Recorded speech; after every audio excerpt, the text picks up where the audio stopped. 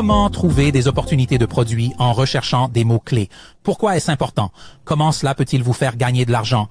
C'est en fait une méthode que j'ai utilisée, oh mon Dieu, probablement plus de 10 fois au cours des 2 dernières années pour utiliser Helium 10, pour trouver des opportunités de produits que j'ai lancés sur Amazon, n'est-ce pas? En utilisant exactement la même méthode. Quand vous cherchez des produits, comme je vous l'ai montré, ce qui est tout à fait une bonne façon de chercher des produits, vous allez finir par devoir utiliser des mots-clés, n'est-ce pas?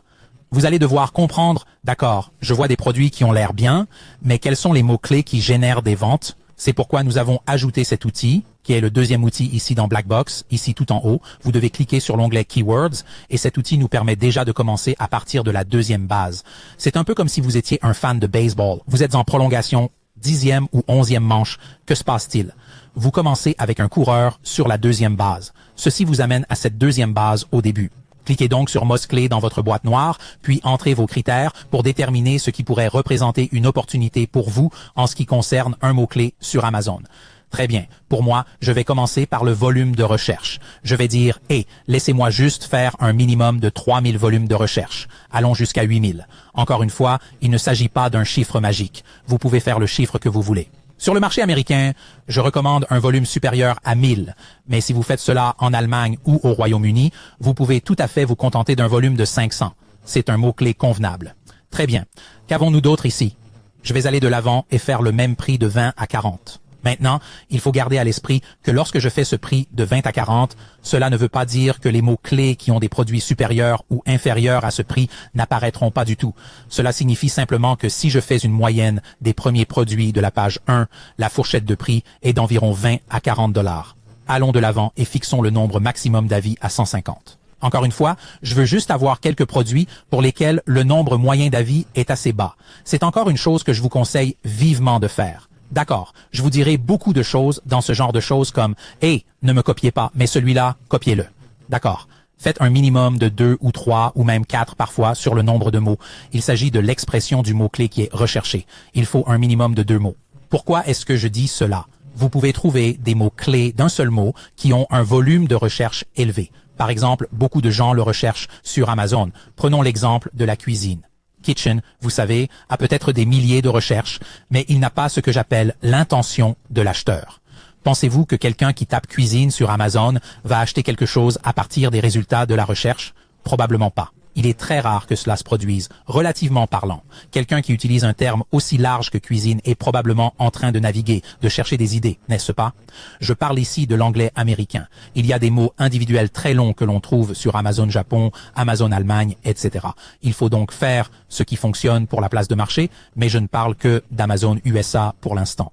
Maintenant, au lieu d'un mot comme cuisine, que diriez-vous si le mot-clé était cuillère de service en acier inoxydable? C'est un mot-clé long, mais n'a-t-il pas une plus grande intention d'achat? Il est beaucoup plus probable que quelqu'un tape ce mot-clé et achète quelque chose dans les résultats de recherche qu'il voit que s'il tape simplement cuisine parce que c'est un mot-clé très spécifique. C'est un peu pour cela que je dis qu'il faut essayer de mettre au moins 2 mots-clés. Très bien, allons-y et choisissons les catégories des principaux produits. Reprenons les mêmes catégories que précédemment, cuisine et salle à manger. Allons-y pour les produits de bureau. Choisissons les catégories patio, pelouse et jardin. Et je pourrais choisir, il y a des tonnes de filtres ici, les gars, que vous pourriez probablement trouver ce qui est le mieux pour vous. L'un d'entre eux que j'aime beaucoup est la densité des titres. C'est quelque chose d'unique à Helium 10. En gros, il s'agit de regarder la page 1 des résultats de recherche et de dire, sur toutes les listes de la page 1, la dernière fois qu'Helium 10 a vérifié quel est le nombre de produits sur cette page.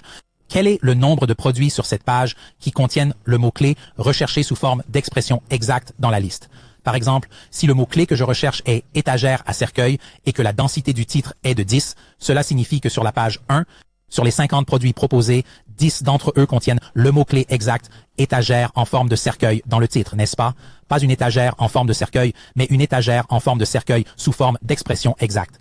Il est intéressant de savoir que plus ce nombre est bas, plus vous avez de chances ou plus il vous sera facile d'atteindre la première page lorsque vous essayerez de lancer ce produit. Ce n'est pas une garantie ou quoi que ce soit de ce genre, et cela ne veut pas dire que si la densité des titres est élevée, je vais rester à l'écart de cela. C'est juste une sorte de jauge pour savoir à quel point il sera difficile pour vous d'atteindre la première page. J'aime donc trouver des mots-clés qui, dès le départ, me donnent un peu plus de chances d'arriver en première page. C'est pourquoi j'ai mis un maximum de 5 mots-clés dans la densité du titre. Allons-y. Lançons la recherche et voyons ce que cela donne.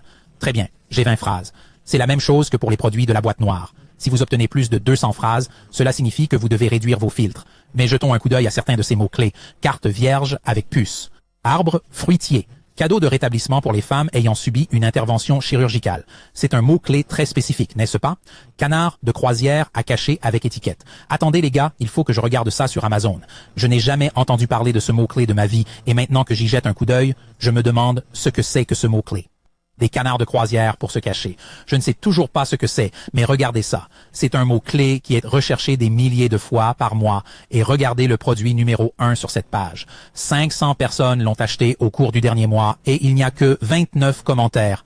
D'accord, celui qui a le choix d'Amazon n'a qu'une centaine d'avis. En voici un qui se trouve dans les 10 premiers. Il n'a aucune critique. Il vient d'être lancé et il est déjà dans le top 10. Cela vous montre à quel point il est facile de trouver ce genre de mots-clés en utilisant la boîte noire. Si je vous disais, hey, trouvez-moi un mot-clé qui est recherché des milliers de fois où les produits sur la page 1 sont si nouveaux, ils ont à peine des critiques et personne n'a ce mot-clé dans le titre. Je veux dire, combien de temps, combien d'heures passeriez-vous à chercher cela sur Amazon? Mais regardez ça, j'ai trouvé 20 opportunités intéressantes potentiellement dans la boîte noire, cela m'a pris moins d'une minute. Donc, les mots-clés de la boîte noire sont super bénéfiques pour trouver des opportunités de produits pour un nouveau produit que vous n'avez jamais vendu auparavant ou peut-être comme un nouveau produit pour votre marque existante.